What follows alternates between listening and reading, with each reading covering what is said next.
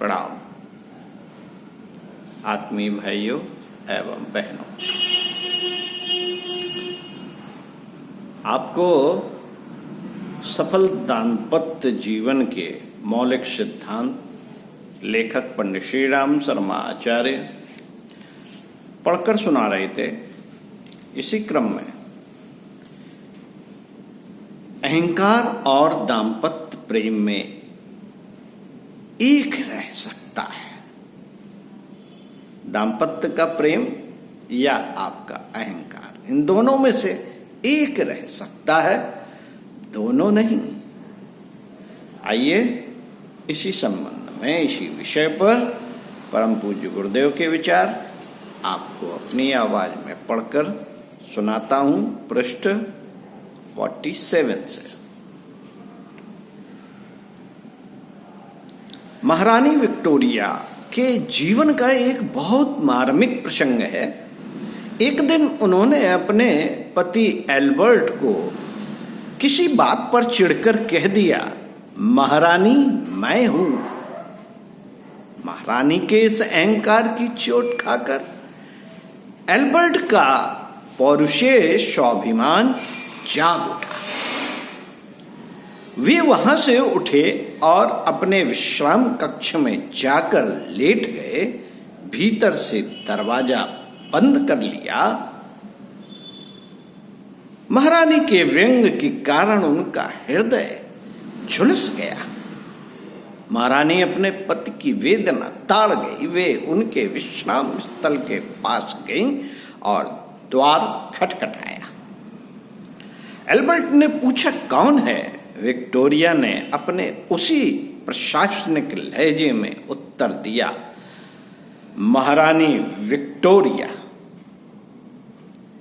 Albert उत्तर सुनकर यथावत चुप रहे। उन्होंने उठकर दरवाजा खोलना तो दूर, कुछ बोले भी नहीं। अब कहीं जाकर विक्टोरिया को अपनी भूल समझ में आई। उन्होंने पुनः दरवाजा खटखटाया। एल्बर्ट ने पुनः प्रश्न किया, कौन? इस बार महारानी ने मृदुल स्वर में उत्तर दिया, आपकी प्यारी पत्नी। एल्बर्ट का सारा क्रोध, सारा दुख दूर हो गया। उन्होंने उठकर द्वार खोल दिए और दोनों के हृदय पुलकित हो उठे। मन का सारा गुबार क्षण भर में घुल गया। सुखी गृहस्थ के लिए आवश्यक है कि पति पत्नी दोनों परस्पर एक दूसरे को पूरक समझें। अपने को दूसरे से बड़ा मानना यह हे धारणा है, जिससे दाम्पत्य का सौमनस्य चूर चूर हो जाता है। ऐसे पति पत्नी राष्ट्र और समाज को कोई बड़ा अनुदान दे सके, यह बात तो दूर की है, वे अपने सामान्य गृहस्थी में ही सुख और शांति स्थिर नहीं रख पाते। इसके लिए मुख्य भूमिका पुरुष की ही रहती है। स्त्रियां उतनी अभिमानिनी नहीं होती जितने की पुरुष। गांधी जी ने अपनी आत्मकथा में लिखा है कि उनके गृहस्थ जीवन के प्रारंभिक दिनों में उनकी पत्नी बहुत हठीली थी। इससे उनमें अक्सर वाद विवाद हो जाता था, किंतु जैसे जैसे उनका सार्वजनिक जीवन उज्जवल होता गया, वैसे वैसे कस्तूरबा का हठवादी स्वभाव भी तिरोहित होता गया और अंतिम दिनों में तो उनका जीवन पूरी तरह बापू के ही जीवन में समा गया। साथियों, पारिवारिक जीवन में निरहंकारता का समावेश मीठा बोलने और प्रणाम करने की आदत से प्रारंभ किया जाता है। एक शायर का कथन है कि पेशदस्ती सलाम में अच्छी, पेशदस्ती सलाम में अच्छी, खुश कच्चामी कलाम में अच्छी। अर्थात पहले प्रणाम करें तो भद्र और मीठा बोलें सो श्रेष्ठ है। यह अपेक्षा करनी चाहिए कि दूसरा मीठा बोलेगा, ऐसा सोचना तो अहंकार का ही पर्याय है।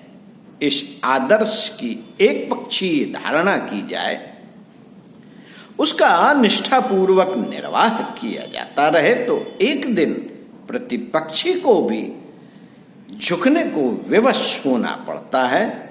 संत सुकरात की पत्नी बहुत ही गुस्सैल स्वभाव की थी।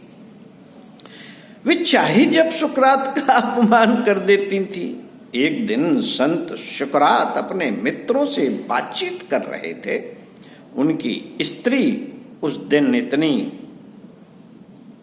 इतनी रुष्ट हुई कि सबके ही सामने बर्तनों को धुला हुआ बचा कीचड़, बर्तनों का धुला हुआ बचा कीचड़ वाला काला पानी ही सुकरात के ऊपर उड़ेल दिया।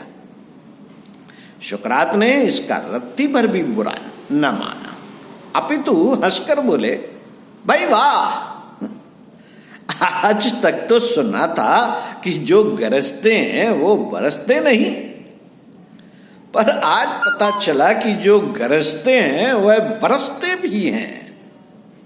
संत की सहनशीलता के आगे कर्कश पत्नी पानी पानी हो गई और उन्होंने उस दिन के बाद से अपना जीवन पूरी तरह बदलकर विनीत और शिष्ट बना डाला।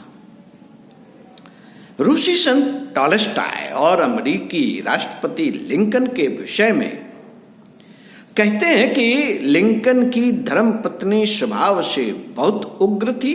उन्होंने एक दिन गर्म चाय का प्याला ही लिंकन पर उड़ेल दिया। दोनों ही उदाहरणों में पुरुष का अपना अहंकार अंत तक बीच में अटका रहा और उनके गृहस्थ जीवन में कभी भी शांति की शीतल बयार नहीं झांकी। मित्रों, गृहस्थ जीवन में आए दिन विपरीत परिस्थितियां आती रहती हैं, पर यदि मीठा मधुर बोलकर उनका निवारण कर लिया जाता रहे तो बात कहीं बन नहीं पाती। मीठे मधुर बोल तो पशु पक्षियों को भी आकर्षित कर लेते हैं, मनुष्य का तो कहना ही क्या। कहावत है, हर कुजा चश्माए बदद शीरी, मर्दुमा मुर्गी मोर गर्दा यंद। जहां मीठे जल का झरना होगा, मनुष्य ही नहीं पशु पक्षी भी वहां चले आएंगे। जिन परिवारों में मीठा बोलने और विनम्र होने की परंपरा होगी, वहां के बच्चे अभाव में भी असीम तृप्ति अनुभव कर रहे होते हैं। पति पत्नी और अन्य कुटुंबी जनों के सुख संतोष का कहना ही क्या। सुख समृद्धि ऐसे ही घरों में बसती है। तुलसीदास जी ने लिखा है, जहां सुमति तहाँ संपत्ति नाना, और जहां कुमति तहाँ विपत्ति निदाना। अर्थात जहां पर परस्पर प्रेम और सद्व्यवहार होता है, वहीं सुख संपत्ति की कमी नहीं रहती, किंतु वहां जहां पर परस्पर प्रेम और सद्व्यवहार होता है, वहां सुख संपत्ति की कमी नहीं रहती, किंतु दुर्बुद्धिग्रस्त परिवार तो सदा विपत्ति में ही पड़े रहते हैं। स्वामी राम तीर्थ ने लिखा है कि जब तक पत्नी व्यक्तिगत अहम, व्यक्तिगत सम्मान से ऊंचे नहीं उठते, तब तक दाम्पत्य जीवन की मधुरता संभव नहीं। उन्होंने समुचित सीख देते हुए आगे लिखा है,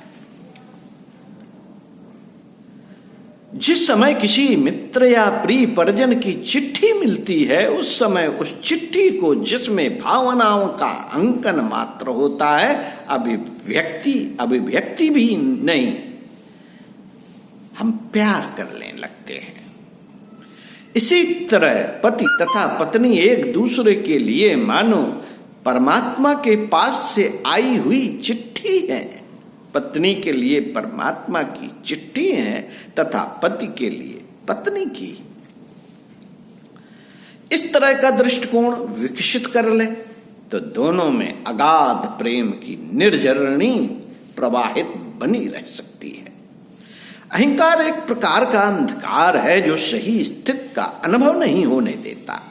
कई घटनाएं परिस्थितिवश होती हैं, पर अहंकारी स्वभाव का चाहे वह पति हो या पत्नी उस परिस्थिति को न देखकर व्यक्ति पर दोषारोपण करने लगते हैं।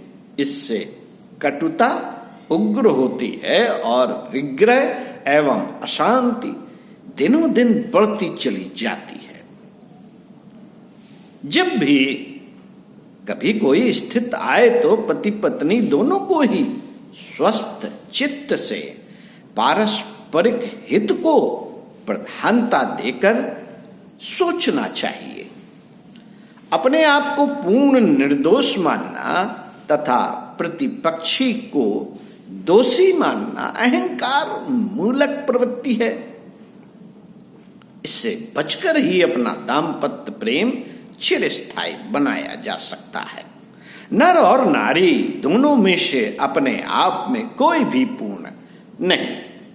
पुरुष की यह पूर्णताएं नारी में सन्निहित है तो नारी की पुरुष में, दोनों के परस्पर अभिमुख होने से ही यह अपूर्णता दूर होती है और सांसारिक पूर्णता का आनंद मिलता है। अभिमुख होने का अर्थ ही है परस्पर एक दूसरे की ओर खाली मन से देखना, एक दूसरे को सुनना और समझना। जो अहंकारवश अलग थलग पड़ जाते हैं उनकी जीवन में घोर निराशा ही हाथ लगती है। इसके विपरीत परस्पर अभिन्न एकता में जीवन के संपूर्ण सुख समाहित हैं, जिन्हें कोई भुक्त भोगी ही अनुभव कर सकता है। मित्रों, यदि हम अपने दाम्पत्य जीवन में प्रेम की अनुभूति चाहते हैं तो हमें शास्त्राकार के इस सदुपदेश को ही ग्रहण करना पड़ेगा। सहृदयं सामनस्यम विशेषम कृणोमि वः अन्यो अभ्यमभिहर्यन्त वत्सं जात भीवान्। अथर्ववेद 3/39।